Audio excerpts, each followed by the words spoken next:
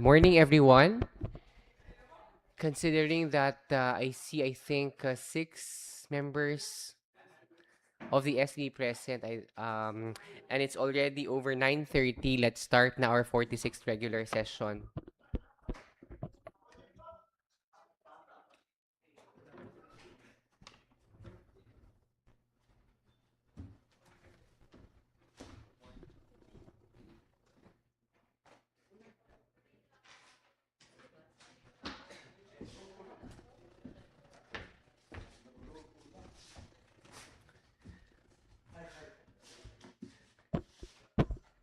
All right, this session is called to order.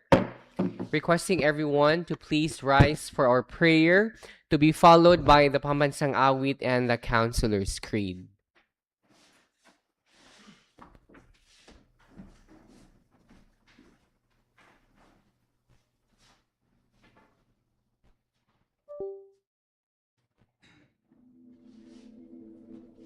Heavenly Father, we come before you today with grateful hearts, thanking you for the gift of this time together.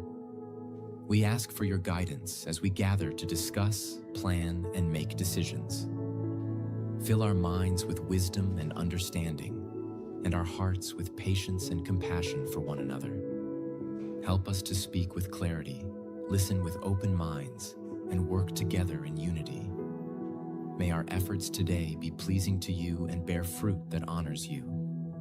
Bless this conference, Lord, and may your will be done in all that we do. In Jesus' name, we pray. Amen.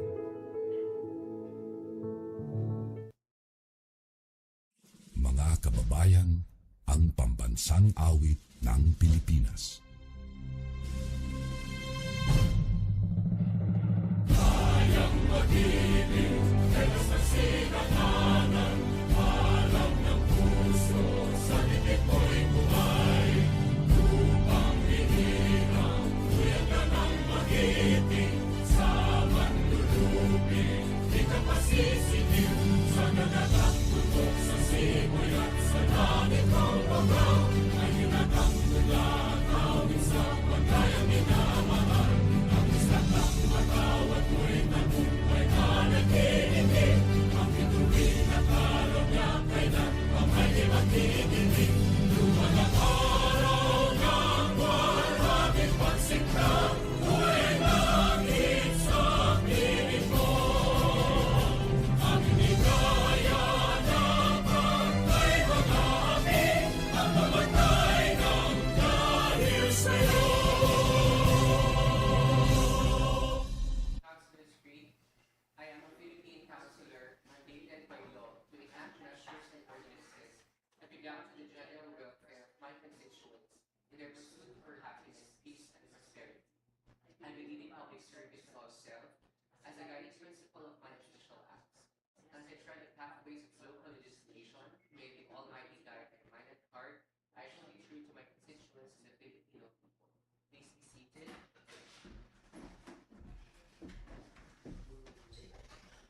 Good morning once again and welcome to our 46th regular session. Secretariat, kindly call the roll. Honorable Jonna D. Alar, Present. Honorable Christopher James S. Sulamilio, Honorable Lucille L. Credo, Honorable Edmond T. Pagbunukan, Honorable Howard A. Enriquez, Honorable Nelson T. Bandoles, Honorable Annalisa A. Tinaco, Honorable Prince Kyle T. Baga, Honorable Mario T. Pascubilio, Honorable Sheena V. Truita, Honorable Christopher James S. Sulamilio, Honorable Edmond T. Pagbunukan, and Honorable Annalisa A. Tinaco are not around, Mr. Chair. Considering that there are 7 members of the SB, including the presiding officer, I therefore declare a presence of a quorum. Let's move on to the reading and consideration of the minutes of the previous session held last July 14, 2026.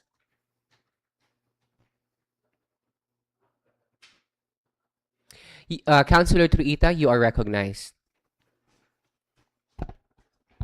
Mr. Chair, I move to dispense the reading of the previous minutes dated July 14th of 2026. There's a motion to dispense the reading of the previous minutes. Any second? Duly seconded. The motion is approved. Any corrections, since we have individual copies of the minutes of the previous session sent via the group chat? Do you have corrections? Hearing none, may I solicit a motion to approve? Councilor Credo, you are recognized. Mr. Chair, I move to approve the previous minutes of last July 14, 2026.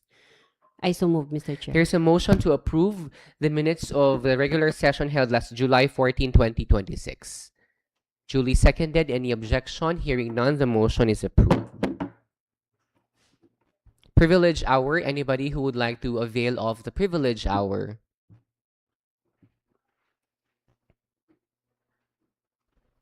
Hearing none, let's move on to the question hour. Okay, I believe we don't have someone who registered for the question hour, but with your indulgence, honorable councilors, may I use this time to accommodate our visitors? With your indulgence, is it okay? Okay, so let's start with visitor number 1. Kindly introduce yourself and kindly state unsa ato katuyuan. May we provide a microphone?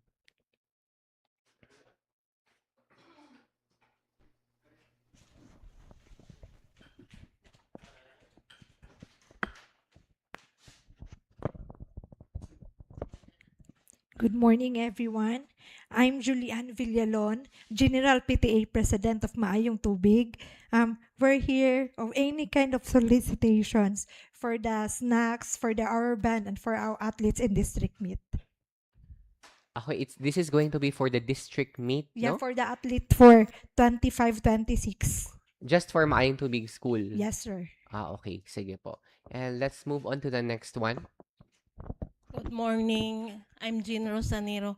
Representative ako sa among purok kay na-enter Women's Center purok na dula sa barangay namo Bulag deng ni kuan ramig solicit rami og para jersey sa among purok 6 mi. Okay. Thank you. Thank you very much. For the information of our visitors, we don't usually do this, no, but since gamay raman kaayo mi og item sa among agenda ni mo nang nihangyo kung i-appeal na lang sa among session proper. So yung aning mahitabo, usually that this is what we do.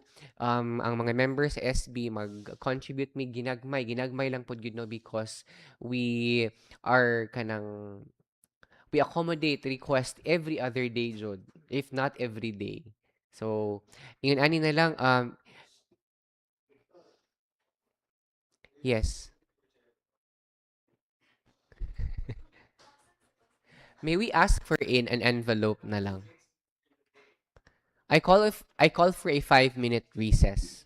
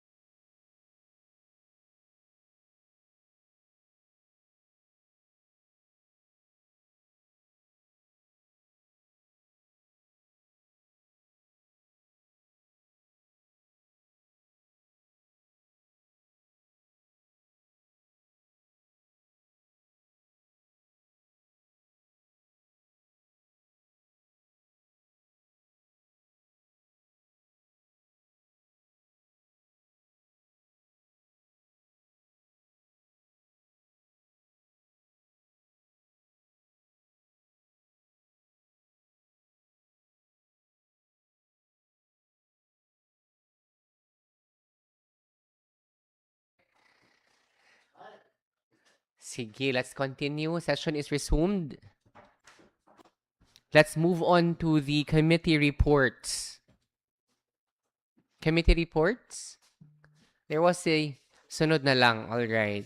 So, Secretariat, let's move on to the calendar of business. Let's have item number 1. Business of the day, letter from Honorable Alvin V. Truita, Acting Municipal Mayor, requesting for an authority to enter and sign the Memorandum of Agreement with the Negros Oriental State University to establish LGU Dauin as an accredited training ground for NORSU student trainees through an on-the-job training program. Care of Honorable Nelson T. Bandoles. Councilor Bandoles, you're recognized. Thank you, Mr. Chair. Good morning, everyone. So here with me is a letter from the Honorable Acting Municipal Mayor Alvin Truita, which reads, the undersigned is respectfully requesting the Honorable August Body for authority to enter into Memorandum of Agreement with Negros Oriental State University to establish LGU Dauin as an accredited training ground for NORSU student trainees. This will provide students with practical exposure, skills development, and hands-on experience relevant to their academic and professional growth through an on-the-job training program. Key provisions: the LGU shall assign qualified personnel to supervise OGT students, accomplish required forms, and issue certificates of assessment. NORSU shall endorse student trainees through formal letters and designate an OGT coordinator. Duration shall cover the entire academic year in accordance with the university's calendar.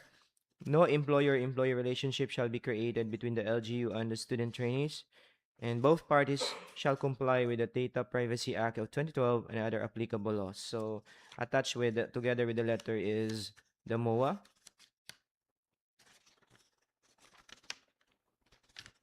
And upon checking on the MOA, Mr. Chair, it would appear to me that there are no major provisions which needs to be subject of a debate. So this has been a pro forma MOA which has been used by NORSO since the time or in inception that we accepted OGT trainees from them. So may I proceed, Mr. Chair? Yes, you may proceed, Attorney Thank Bandoles. you. So I move to grant an authority to enter to the Honorable Acting Municipal Mayor Alvin Bitruita to enter and sign the Memorandum of Agreement with Negros Oriental State University to establish LGU Dauin as an accredited training ground for NORSU student trainees through an on-the-job training program. I so move, Mr. Chair. There is a motion to grant authority to the local chief executive to sign the memorandum of agreement with the Negros Oriental State University to establish the LGU Dauin as an accredited training ground for NORSU student trainees through an on-the-job training program. Duly seconded. Any objection? Hearing none, the motion is approved. Item number 2, please. Adoption of MZBA Resolution Number 26, Series of 2026, care of Honorable Nelson T. Bandoles. You may proceed, Attorney. Thank you, Mr. Chair. So, here with me is MCBA Resolution Number 26, Series of 2026. This pertains to the application of Edeltrudes T. Hamora. She is an applicant of lot number 414-C, covered by tax declaration number 2026-06-0002-00919, located at Poblacion District 2, who filed an application requesting an exception to allow the residential use of the said property classified as tourism zone.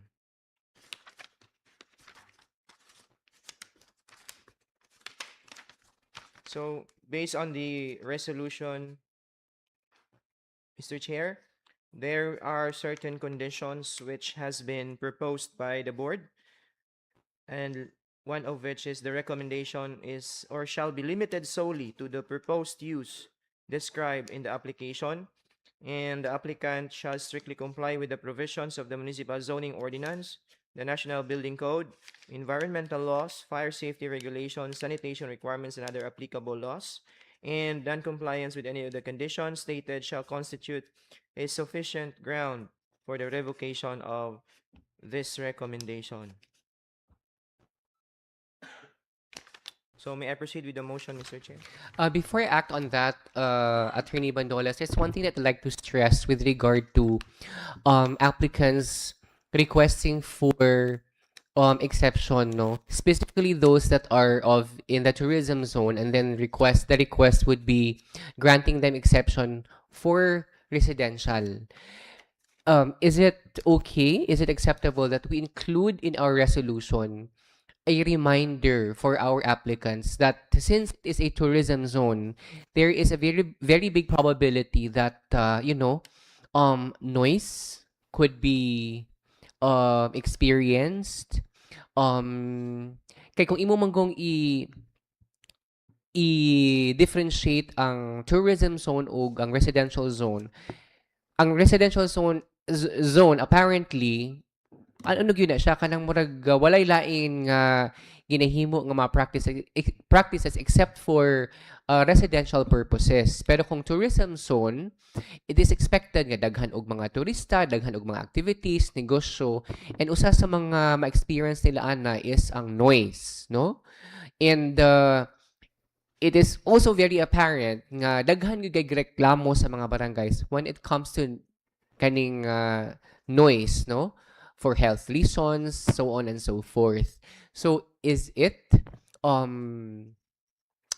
is the sponsor amenable for us to include a reminder nga since the applicant is deciding to reside in that particular zone which is considered to be a tourism zone, ato lang silang pahinumduman nga doon na ba yung mga negosyo, no, along with your residence nga mahitabo din ha, okay lang ba sa imuha nga dili gyud kayo ma-regulate ang kasaba din hang lugar? Insofar as the recommendation is pertaining to the suggestion, I don't think there's a problem with that, Mr. Chair, no. So, but nonetheless, no, if you are an applicant and as an applicant you are aware that the current zonal classification of the land that you're applying is a tourism zone. So once you applied for an exception, particularly to a for residential use, then I believe you are assuming the risk that is involved in your application because being a tourism zone, there are certain things that, as what you have said, like it is prone to economic activities therein and might cause any disturbance. So I think the applicant should be aware of those things. Rather, we should not be adjusting to them simply because they're applying for an exception. Yes. Okay, you may. Yes, I see a raise of hand at Councilor Pascobello, please. I think I agree on that, Mr. Chair, because there was a case on the landfill ba kanang atong landfill. Someone applied for a residential home next to the landfill, and according to Ma'am Rosabel, the applicant was already informed nga kanang naong site diha landfill na tukura nag landfill. So sa diyang natukod na landfill, reklamo na po niong mga gapuyo diha sa palibot. But in the first place, gi-inform na daan sila nga landfill na dihang next to anan yung gi-applyan. So okay ra ba mo? Ni okay ra during sa ga-apply pa. Sa dihang nagpuyo na, nagreklamo na. So I think I agree on that proposal nga i-inform na dato daan sila. Kabasig mangreklamo na pud unya sila. Alingasa po ni lugaran ni. Na-inform na di sila nga tourism zone. So thank you for that, Mr. Chair. Thank you very much, Councilor Pascobello. Yes, Attorney Bandoles. Thank you, Mr. Chair. In addition to the manifestation of Honorable Pascobilio, I believe before an applicant, pertaining to that area, is granted or an application has been granted, I think they are the particular office is asking from them an undertaking that should there be any what you call this issues that may transpire in the future, they are somehow, they cannot complain about it. Mm-mm, Yeah, mm-mm. naaman na siya. And technically, as far as I remember and as far as my knowledge is concerned, before a building or a household or a residential um a residential building is constructed near the landfill facility, di bahibalo na gyud na sila. As a matter of fact, dili gyud dapat unta sila patukuron, but because of insisting, demand from them na patukuron lang mi, patukura, munang nakatukod, no? But Mm-mm, yeah, mm-mm. sad to say, nalimot siguro sa undertaking, but I think the LGU is safe enough in protecting whatever issues that may transpire in the future, because I believe they have signed an undertaking that should there be an issue that may transpire in the future pertaining to the landfill, then they have to assume the risk. Same as what will happen na nang sa highway bitaw, nga na ay magtukod ay yung munang na mga expansion ng highway, the office concerned is always asking, no, from the concerned individuals nga maapektahan is ang kanang undertaking nga dili sila mo reklamo. Mm-mm. Murag ina, Yeah. Mr. Chair. Thank you. Well, thank you very much for sharing that, Councilor Pascobello. Yes, it's very similar also, no, to the requests being lobbied to us today, because I am very much sure that in the future, because of um, Dauin being a prime destination in Negros Oriental, magkanaghan gyud ang mga economic activities, particularly in the tourism zone. So, in this case, we do not require an affidavit of undertaking, di ba, attorney? Dili. Oo. Kumbaga, ang requirement lang is an exception lang yun from the MZBA, approved and adopted by the Sangguniang Bayan. But if the honorable sponsor is amenable for us to include at least a reminder or dito lang sa ato ang whereas parts, no? Maapil lang dito ang reminder nga na ay, na ay economic activities dinhing lugara and prone gyud sa kuan noise. You may Oh, proceed, attorney. Thank you, Mr. Chair. So I move to adopt and approve MCBA Resolution Number 26, Series of 2026, with a gentle reminder that the current zonal classification of the land applied for is tourism, so it is expected that there might be activities that might create noise or there's disturbance, and the applicant is somehow amenable to the said risk. Thank you. There is I a so move, Mr. motion. Chair. There is a motion from Councilor Bandoles. Duly seconded. Any objection? Duly seconded by Councilor Credo, Councilor Pascobello, Councilor Truita, Councilor Enriquez, Councilor Baga. Any objection? Hearing none, the motion is approved. Item number 3, please. Adoption of MCBA Resolution Number 27, Series of 2026, care of Honorable Nelson T. Bandoles. You may proceed, Councilor Bandoles. Thank you, Mr. Chair. So here with me is MCBA Resolution Number 27, Series of 2026. And this pertains to an application for exemption signed by Mr. Rusam Alagasi, duly represented by Rapunzel Kilat, pertaining to lot number 2-B, covered by transfer certificate of title number FT-5424, located at Barangay Bulak. The application is to allow for the commercial use of the said property classified currently as a residential zone. So, may I proceed with the motion, Mr. Chair? Yes, please. Thank you. So, I move to adopt and approve MCBA Resolution Number 27, Series of 2026, pertaining to the application for exemption of Rusam Alagasi, duly represented by Rapunzel Kilat, involving lot number 2-B, covered by transfer certificate of title number FT-5424, located at Barangay Bulak. I so move, Mr. Chair. There is a motion to adopt and approve MZBA Resolution Number 26, pertaining to the application of Mr. Rusam Alagasi, duly represented by Rapunzel Kilat. Duly seconded. Any objection? Hearing none, the motion is approved. Thank you. And by the way, Sir Jun, please carry over the gentle reminder. Thank you. Yes. In this case, the reminder should be for and in the benefit of our residents, kay residential zone man siya. Yes. Thank you very much for that, Attorney Bandolas. Next item, please.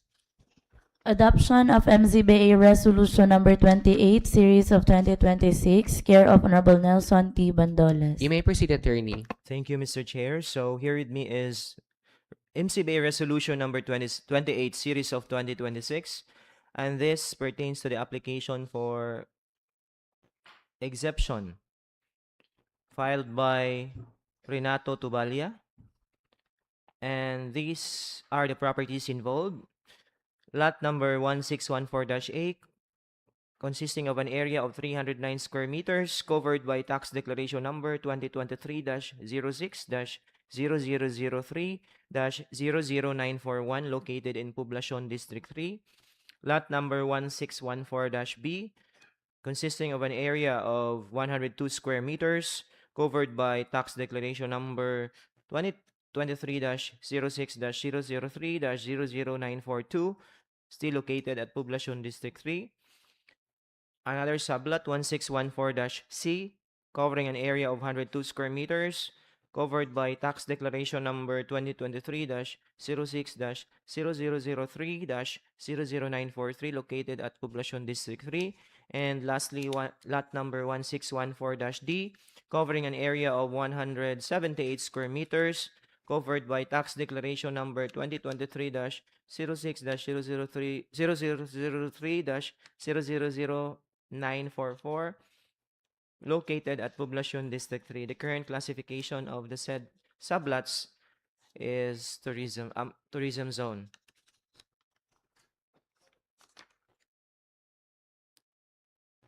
So, based on the resolution, Mr. Chair, the same conditions have been reiterated, particularly that it shall be limited solely to the proposed described in the application, proposed use as described in the application. The applicant shall strictly comply with the provisions of the Municipal Zoning Ordinance, the National Building Code, environmental laws, among others. In non-compliance with any of the conditions shall constitute sufficient ground for the revocation of this recommendation. So this is similar to the first MCBA resolution, Mr. Chair, where in the current classification is tourism zone. May I proceed with the motion, Mr. Yes, please. Thank you. So I move to adopt and approve MCBA Resolution number 28, Series of 2026, particularly an application for exception filed by Mr. Renato Tubalia, covering the following sublots: lot numbers 1614-A up to lot numbers 1614-D. The exception is for the residential use of the said sublots which currently are classified as tourism zone. I so move, Mr. Chair. There's a motion to approve and adopt MZBA Resolution number 29 pertaining to the application of Mr. Renato Tobalia. Duly seconded by Councilor Credo, Truita, Pascobello, Enriquez, and Baga. Any objection? Hearing none, the motion is approved. Next item, please. Adoptions of MZBA Resolution Number 29, Series of 2026, care of Honorable Nelson T. Bandoles. You may proceed, Councilor Bandoles. Thank you, Mr. Chair. So here with me again is resolution number 29, series of 2026, and this pertains to the application for exemption filed by Gemma Solamilio. This is requesting an exception to allow for the residential use of the following properties classified as a commercial zone, particularly lot numbers 295, consisting of an area of 326 square meters, located at Poblacion District 2, covered by tax declaration number 2017-06-0002-00324, and lot number 296, covering an area of 488 square meters, located at Poblacion District 2, covered by tax declaration number 2017-06-0002-00321. And based on the, or as stated in the resolution, Mr. Chair, still it provided certain conditions similar to the conditions which I have cited a while ago pertaining to the other MCBA resolution, Mr. Chair. So I proceed with the motion, Mr. Yes, Chair? please. Thank you. So I move to adopt and approve resolution number 29, series of 2026, pertaining to the application for exception filed by Gemma T. Solamilio, allowing residential use of the following properties classified as commercial zone. Lot numbers 295, covered by tax declaration number 2017-06-0002-00324, located at Poblacion District 2, and lot number 296, covering an area of 488 square meters, located at Poblacion District 2 and covered by tax declaration number 2017-06-002-00321. I so move, Mr. Chair. Here is a motion to approve and adopt MZBA Resolution number 29 pertaining to the application of Gemma Solamilio. Duly seconded by Councilor Credo, Truita, Pascobelio, Enriquez, and Baga. Any objection? Hearing none, the motion is approved. Next item, please. Withdrawal of the approved third and final reading of the ordinance entitled An Ordinance Establishing Dauin Centralized Emergency Response System in the Municipality of Dauin, Province of Negros Oriental, imposing penalties and allocating funds thereof. Care of Honorable Analisa A. Tinaco. Do we have, since we don't have the Honorable Tinaco today, may we ask the Secretariat who are other members of the committee so that we can tackle item number 6 today initially? While we're waiting for that, can we flash na lang the letter of the LCE as to why this was returned to us? I see a raise of hand, Councilor Baga, please. Thank you, Mr. Chair. I would like to ask if this is needed to withdraw directly or ASAP kay if dili basin pwede ra nato ni matakol next week, igo mabalik na ang sponsor. Let us always consider ordinances to be urgent. Because we are following timeline. This will be sent to the Sangguniang Panglungsod for them to review, assess, deny, or approve. So any ordinance for that matter, resolution for that matter, should be deemed urgent. So if we are able to discuss it initially, no need, well, this is subject for deliberation pa man. If we can initially discuss it now, no? As to the reasons why it was returned to the SP, then of course we can. Like what I said, any ordinance or resolution for that matter is deemed urgent. So can we discuss it in the absence of our sponsor? May we ask who the members are of the committee? Vice Chairman Honorable Lucille L. Credo, members Honorable Howard A. Enriquez, Honorable Sheena V. Truita, and Honorable Nelson T. Bandoles, Mr. Chair. Okay. So may we just flash na lang as to why this was returned to us.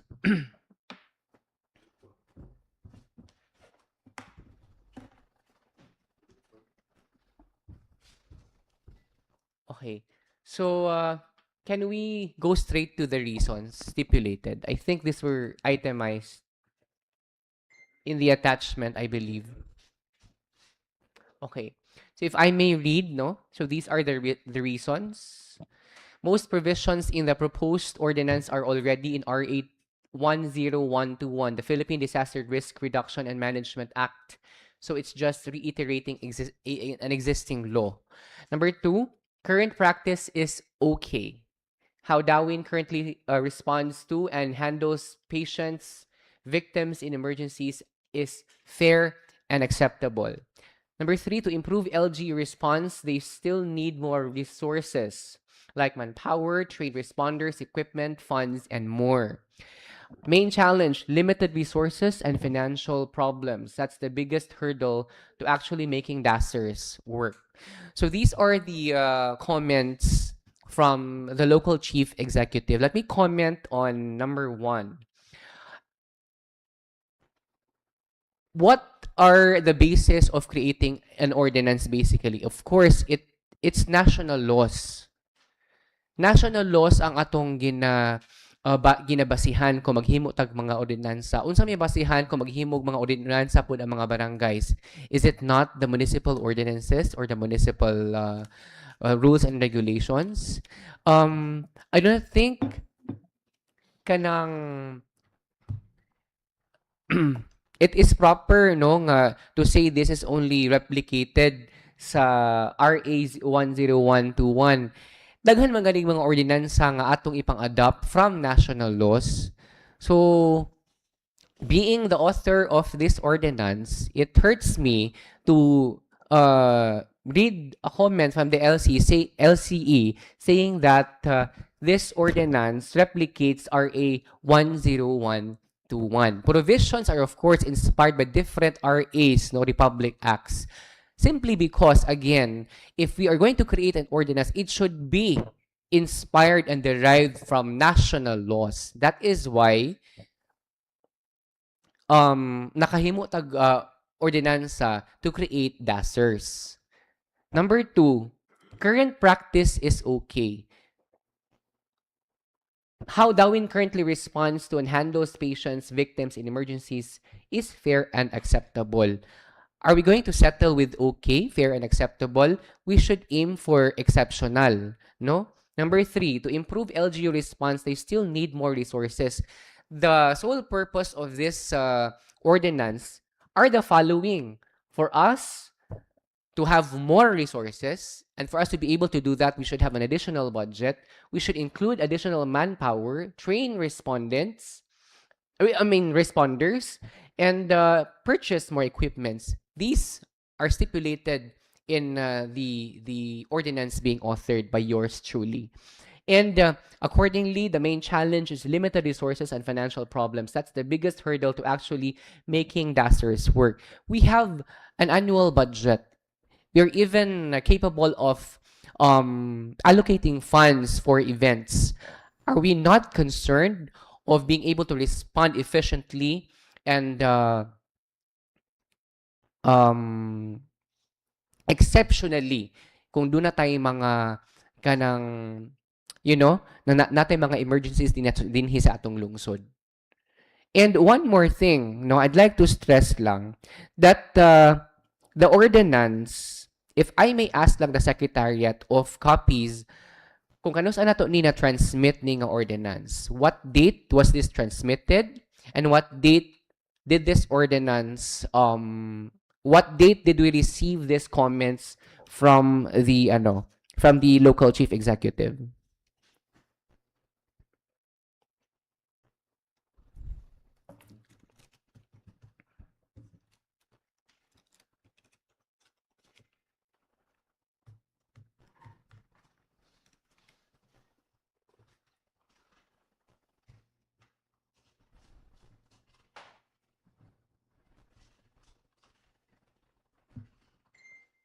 While waiting for that, I'd like to remind everyone lang that the local chief executive must communicate his veto or comments within 10 days after the ordinance is presented to him. If the local chief executive fails to act within this period, the ordinance is deemed approved.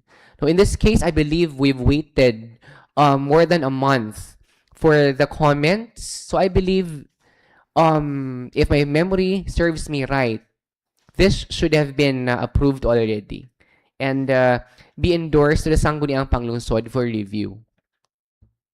But let's ask the Secretariat of the date of our transmittal and the date of their response.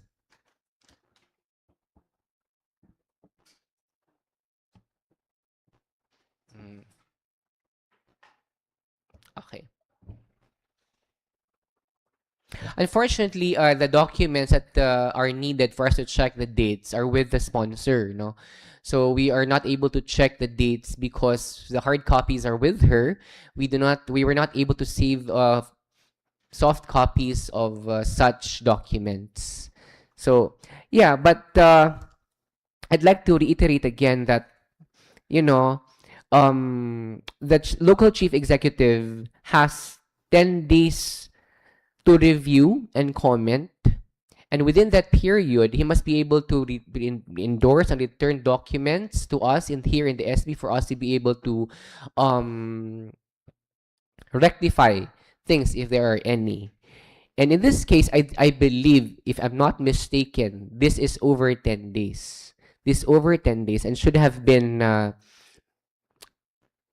validly approved already. Any comments from the SB members? Any comments with regard to the comments of the local chief executive regarding the proposed ordinance? Specifically on number 1, most provisions are already in RA 10121. And again, I've mentioned that if we create ordinance, are they not or should they not be inspired and derived from national laws? I see a raise of hand, Attorney Bandoles. Thank you, Mr. Chair. So, yeah, seemingly you are correct in raising your points. However, at the indulgence of you as the presiding officer, I think we have to check on the soft copy as to the date, Mr. Chair. So, since we don't have the exact data at this moment, so I believe we have to get the actual data with the actual date received, so that we cannot assume on something which is not based on factual records, Mr. Chair. But all your all your manifestations are aligned with the basic principles of what is going on, or what should be, the interpretation of our current laws relating to it. Thank you, Mr. Chair. Thank you very much for that, Attorney Bandoles. The only problem I see in this case is that I am the author of the said ordinance. If this was authored by somebody else, this could have been approved already. But the very problem, like what I've said, and I'd like to reiterate that I am the author of the ordinance. That's the only problem.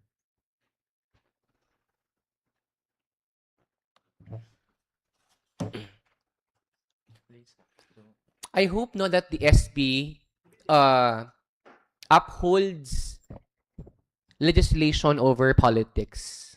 There should be no room for politics in legislation.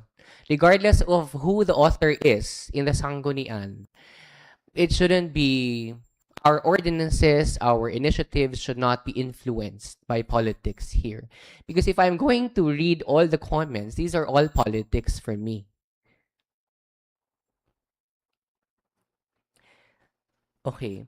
So, like what the good attorney has mentioned, let's refer na lang to the actual documents na which are not available to us this morning, and perhaps reschedule the discussion on, next week in the next regular session. Thank you very much. Now, I have another... I think that's about it, no? That's about it, our last item for the day. That's for DASers. So let's move on to other matters. So with the indulgence of other members, we have received another comments from the local chief executive pertaining to our ordinance authored by yours truly, specifically the Araw ng Dauin ordinance, no? So if I may read lang,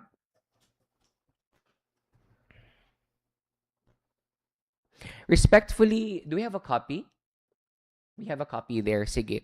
Respectfully submitted to the august body of the Sangguniang Bayan is the formal recommendation to reconsider and officially fix the annual celebration of Araw ng Dauin on January 13 in lieu of May 1.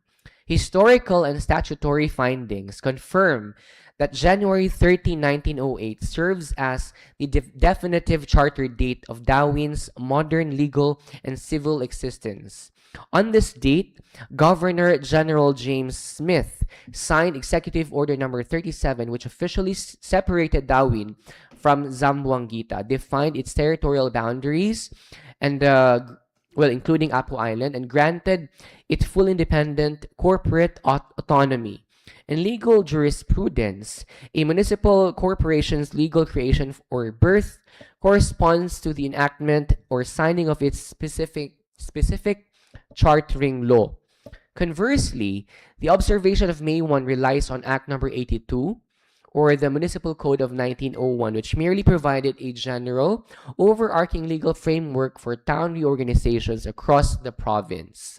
Act Number 82 was enacted on January 31, 1901 and not May 1, 1901. Said act did not serve as a localized legal mandate or specific birth certificate for Dauin's municipal identity, but for all towns in the province. Moreover, May 1, 1901 was the operational civil effectivity of Act Number 120. In light of these historical facts, I earnestly urge the SB to enact the necessary ordinance adopting January 13 as the official historical charter day for the annual celebration of Araw ng Dauin. So there you have it. For the information of the local chief executive, this was the initial proposed date, January 13, 1908. If you can recall, this was the initial approved date in the SB. However, we reconsidered the date because of the observations during the during the public hearing. And during the public hearing, Honorable Councilors Truita and Baga were around, if I'm not mistaken, and you have heard the recommendations of our department heads present. No, one of which is that if the charter day, well, let me just differentiate charter day and founding day. These are two different things. When you say charter, that's of course literally the birth, no? If we are going to kining base it sa balaod yun. If we say founding, kano siya nahimo nga town. Kano siya nahimo nga town. We have consulted many resource persons. They have varying answers as to what should be the date of our founding, what should be the date of our charter day. Lain-lain silang mga sources na ay mo source og American history, na ay mo source og Spanish history. Lain-lain gyud sila og gibasehan. And in our initial proposed ordinance, we actually giaprobahan na nato ang January 13, 1908. Moto atong gipasa una sa LCE. If the Secretariat could recall, diba? This is what we submitted to the LCE. However, we withdraw nato, gikuha nato balik because ingon sa atong mga department heads, kung January 13, bago pa daw ta nakasugod sa tuig, wala pa tayong magamit nga budget, and normally kung mag-celebrate ang founding, mag-celebrate ang charter day, nagyo tayong mga activities. And January 13, presko pa kayong tuig, nahurot ang budget sa previous year, niya prepare pa lang ang budget sa current year. So, sadly, no, mao din ay mahitabo kung January 13 ang atong i-follow. Gi-state man nato dito sa ordinance, gi-state nato dito sa letter nato ngadong May 1, 1901 ang atong gipili nga araw ng Dauin. If I may hear lang, no, what's the pleasure of the body as to this manifestation observation by our local chief executive? Well, I have no problem, good. To be honest, I have no problem if it's January 13. If we're going to base it in history, January 13 dapat ang atong i-prioritize. But then again, ang problema nato sa January 13 is that ang disbursement of funds. Anybody? Specifically the Committee on Tourism. But I see a raise of hand. Councilor Pascobello, please. Kana bang founding day or charter day, whatever we call it, og maigo nag January 13, bisan pa nag January 1, di gyud na usbon. Dili ga mo na to reason ng budget. Kay mao man ay date nga natawo ng atuang lungsod. So, dili ko muuyon ana naong mo reason nga ang funding mo'y rason. Kay unsa may mahitabo tungod sa funding iirog nato naglaing date? Di po siguro. Ang founding day is a founding day. So, og mo yung budget, alukitan ko na siya budget. Muray ako ang comment anang usan ng observation, Mr. Chair. Another one, siguro, kay mura manig na ay conflict na po aning iyong date. Ato siguro lingkuran balik. Kay tawag siguro ta og mga resource person aron maklaro gyud nato ning para ber nato na aprubahan siguro sa ako na Mr. Chair kay kuan na ba gyud fix na ni unya nya mag-celebrate unya tagdi mao ani ato gyud ning one year refine gyud nato ni Mr. Chair. Thank you very much for that, Councilor Pascobel. And actually, we were able to discuss all these things with regard to the different dates that should be considered. There was January 1, there was January 8, there was May 1, there were other dates, in fact, no? But I believe I am amenable to what the local chief executive has raised and mentioned, that it should be January 13, because like what I've mentioned, that was the initial date being approved in the SB. Mao yun ay atong unang giaprubahan. And then gi-withdraw nato, gikuha nato balik sa mayor's office, considering those suggestions, those things that were being raised by our department heads with regard to celebrating it on January 13. Ako gyud no, I have no problem. I have no problem regardless og January 13, January 1 ba siya or May 1 ba siya. I see a raise of hand, Councilor Truita. Thank you, Mr. Chair. I was there during the public hearing, and all of this are already discussed. And there's one of the department head that said nga kuan if January 13 ang funds maglisod kay that's the start pa man sa year. So if ilang giusab nga January 13 and if they can provide funds, okay ra pod. Basta na funding with all the activities for the araw ng Dauin. Yeah, thank you very much for raising that, Councilor Truita. Ako no, I think there's before I proceed, I see a raise of hand, Councilor Baga, please.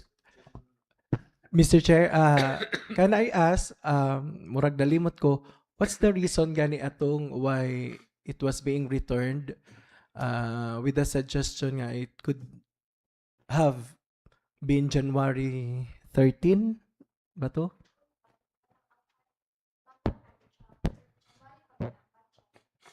Okay, sa budget to kay January pa man, so napata sa closing kuan closing nga mga dates ana. So mora to'y rason mora ba to'y rason? No, actually, it was not in the first proposed ordinance. January 13 gyud ang atong gipasa dito. We voluntarily withdraw the proposed ordinance simply because we wanted it to fall on a May 1st. Oo. And then pag resubmit nato, we got this comments from the local chief executive. Nga dapat January 13 good. Mao to atong una jud gipasa dito January 13, 1908. O ato lang we're hoping May 1 because holiday na siya daan. We need not to request the president, the Malacanang, no? Every time we ask for a holiday, we should write Malacanang man. I think that's how it works, if I'm not mistaken. We need not to request for a holiday because it's already a holiday. Gibasihan lang yun nato ang May 1 kay tungod, mao ni siya pinakauna gyud nga date diin naka-create og council na jud ba. Dunay municipal jefe or mayor, and then there were councilors, there were secretary and treasurer. First, mo na siyang pinakauna gyud nga adlaw nga doon natay set of officers kay before that usa lang ang leader murag mayor lang or hepe ba ilahang tawag. Wala siya yung mga councilors, wala yung treasurer, wala yung secretary. If I may mention, ang pinakaunang municipal head nga doon na siya councilor si Regalado. I forgot the first name. O parang Petri Regalado. Oo. But before that, there were already municipal heads. But wala lang siya wala lang siya councilors. Mr. Chair, pwede if I may suggest if we can have the suggestion of Honorable Pascobillo nga pwede atong sit down na ni next week pero with the expertise of the kanang kabahin aning Charter Day versus Foundation Day kay para timbang-timbang na tuog pwede ba sa May 1 bagyod or January 13 pero mugawas nga unsay kuan ilahang recommendation sa base sa ato ang meeting pohon ato na lang timbang-timbangon og unsa then proceed na ta para kuan na ang araw ng Dauin. Sure. Kay ami po excited na putaan kay para manis ato ang celebration sa ato ang Charter Day. No, murag pare-pareha man ang Charter Day and Foundation Day, pero naa siya differences like unsay gibasihan ana siguro pag-celebrate. Okay, sige, we are okay with that. We can schedule well, the committee on tourism can spearhead the scheduling no of the meeting. Sige, Mr. Chair, padadaan na mo og invitation letter. Bounce back. Oo, mangutana pa may kinsay mga imbiteron ani mo ask po ko advice ni Ma'am Mayan. Yes, attorney. Mr. Chair, if I may, as a suggestion, you need to invite katog yung nasuhito because there was an issue kung unsa man gyud January or May. No, and we ourselves, no, wa pa tayo panganak siguro. Yeah. Wa pa plano. So we need to have someone knowledgeable enough because we cannot simply what you call this as designate a specific date with not based on documentary evidence nga mao gud na ato ang founding or charter date no na discover ang Dauin. Otherwise ma-defeat ang purpose no. So yeah, so in our personal view dili gyud ta maka-defend or somehow maka-testify nga January ba or May. So we need to have kanang medyo gulang-gulang gyud nga well-versed and knowledgeable in so far as the history sa ato ang lungsod because once ma-identify na kung January or May then that is somehow munay ato ang identity no nga na discovery or ni came up ang Dauin as a unit of society ana nga date. We can invite thank you very much, Attorney Bandoles. We can invite Dr. Cleope, Jude Cleope. We can also consider Dr. Sohor. Dr. Sohor, pwede ba? Masin. Murag Wala na. Dr. Gawin. Oo. Dr. Dr. Peter Dayot. And there's this historian pod in Norsu. I forgot the name, but he is well versed when it comes to the history of the different towns in the province. Mr. Chair, mga ramig kuan name o basing makaila ka ato kay para atong kuan. Pero Mr. Chair, can we initially basin schedule next week, Mr. Chair, dili ta kay we have a national PCL next week naman ta mularga. Okay. A week after next pwede ra pero ato nang padadag letter para ma-aware next week. Sige. Mga ramig name and position atong historian. Okay. Thank you. Sige, thank you very much, Councilor Baga. I think that's about it. Any other matters that you wish to discuss before we end our 46th regular session? Any announcement from the Secretariat? Okay. So, Councilor Enriquez. Yes, please. Yes, you may proceed, Councilor Enriquez. kuha naman Mr. Chair, next week is August. So, unsa may atong mga activities ron para pista sa atong lungsod? Sige. Good thing that you were able to raise that, no? I think the there is a committee which is assigned to that, but I'd like to urge the Sanggunian if we can create our own activity for the incoming fiesta. Budget. Huh? No, we can find.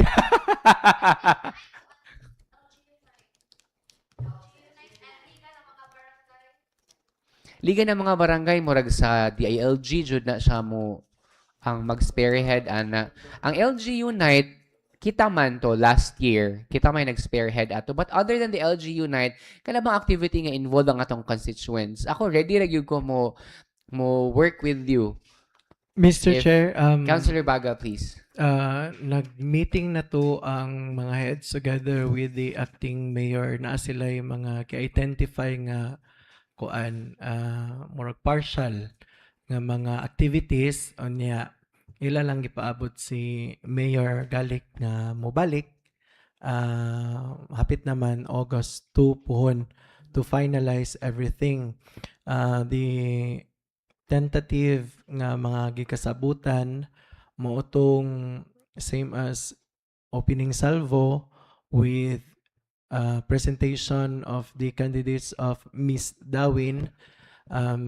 Also na a live band, and we also have katong LG Unite, then Liga ng mga Barangay Night, then we have also sporting activities same as before ang nadugang ra nga kuan ang mga Class A nga volleyball and Class A basketball, and also Class Open pickleball. Mo na yung mga nadugang, then na atoy Open Got Talent for kuan, then na atoy gi-appeal nga medyo sulbaron pa nila kay nihangyo ang mga choreographers ni Vice Mayor for the Kinaian Festival, then disco, and napart na pod ang ato ang reunion sa elementary and high school. So mao pa nay mga tentative nga mga activities to be approved once kuan na. So naay Kinaiyahan Festival. Kuan tentative pa to Vice kaning Mr. Chair. Naay kuan kining inter-barangay basketball. Naara to tanan siya. Ang Okay. nadugang ra ato kay katong Class A basketball, Class A volleyball, lucky, and open pickleball, no. Pero dili siya matunong og September 1 to 10 kay ang September 5 to 6 naa may open sa legend nga pickleball. So ang gisuggest is after fiesta like 18, 19, 20 nga ma-fall siya nga holiday and Saturday and Sunday kay holiday man. Okay. Sige, basing ganahan ang inyong committee nga tagaan og trabaho ang mga konsehal para makatabang ninyo kay we don't want to be just behind the scene. We want to be involved. Yeah. Dili pa mo ana nga tagaan ninyo trabaho ang mga konsehal? Kay usually we are just being invited and watch lang the events. What's up, Councilor Enriquez? Councilor Enriquez specifically can help you with the basketball league. No, so maybe we can tap Councilor Enriquez in the basketball league. After all, it's us who approves the budget here in the Sanggunian. Mr. Chair, actually, Mr. Chair, murag ulahin na, di na takaabot sa kanang yung pista kay og sa ako pang panahon, first week of July, sugod na. Kay parang maapas na to ang ato yung pista mahuman. So, Kapag inter-barangay, kay 23 barangays, no? siguro, ma-approve na nila kay murag tentative pa man, pero mas maayo nga nakadungog dahil nga naa day mga activities kabahin sa sports o sa atong lungsod. Involve nyo So, naman si thank you, Councilor Mr. Chair. Enriquez, Councilor Baga. Yes, naana sila sa basketball. Kuan, gapaabot rami kay ang if naay activity design ang mo perma biya kay mosululod na bepod si mayor so ug kuan mag-change sila so murag paabuto na lang si mayor. Mubalik naman si mayor August 3 once ma-approve na siya dali-dali na natanan like mga second week siguro sa August makasugod-sugod na ta. Paspasan lang.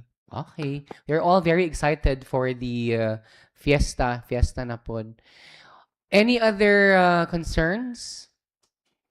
Wala na, no. I have one thing lang, I'd like to take this opportunity, especially for those who are watching, no. Many are asking me of the educational assistance nga atong programa sa LGU, no.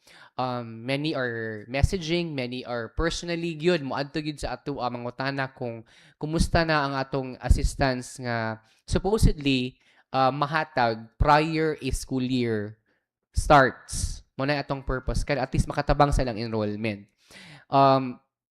For those who are watching, no, please know nga naara gyud ang budget. However, ang SB, ang mahimo ra gyud sa SB is ang pagpanday ra gyud sa balaod and make sure nga dunay budget. And for the information of everyone, approved na gyud to siya and nalain na gyud ang budget solely for the educational assistance. Ang atong budget para ana karong tuiga is 1,500,000. But then ang niabot sa kuha is that dili usa mapagawas kay hulaton po daw si Mayor Galik nga mabalik, no? So mao na response sa atua. For those who are waiting for it, palihog na lang hulat kay the moment nga mabalik si Mayor Galik, I think maunay time na pod nga magdawat na og applicants para sa educational assistance. So mao lang na, no, para mausa lang na kog tubag ang tanang mga nangutana ba kay lisod kaayo og tubag sa ilaha one by one if na mag-text regarding sa educational assistance. So kana lang, doon pa baylain nga concern? Hearing none, may I solicit a motion to adjourn. Councilor Baga, please. There's a motion from Councilor Baga to adjourn our 46th regular session. Duly seconded. Any objection? Hearing none. Our 46th regular session is adjourned. Enjoy the rest of the day, everyone. Thank you.